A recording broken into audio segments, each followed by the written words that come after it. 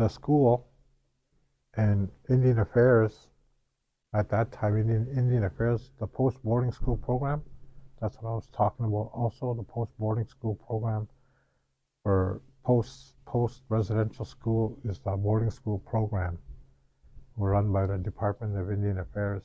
And this is part of my story too I wanted to talk about, is you were placed with, you were lucky or unlucky if you were placed with non-native people, non-native people, because they had no clue of your culture or what kind of food you ate or anything. But when they put you in there, you know, and they put you in there, and I was in that system. So the I'm going to use a word here. It's called fiduciary responsibility of the government at the time was government of Canada, Department of Indian Affairs. So I was 12 years old, and I started to become defiant. And then they kicked me out of school. 12 years old. The government of Canada, Indian Affairs, they kicked me out. They said, you know what? Since you don't want to listen to anybody, we're going to send you back to the bush. I was 12 years old. They sent me back to the bush.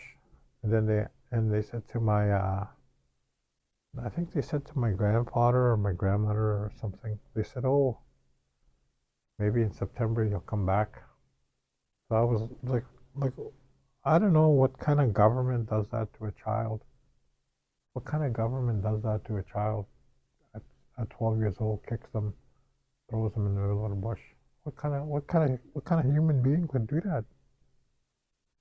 You know, what kind of human being? What kind of people can do that to another people? A race of people can do that. And then I realized, you know what? It was the racism of the time. It was the dark colonial political objectives of the time, and how non-native people dealt with native people, Indian people.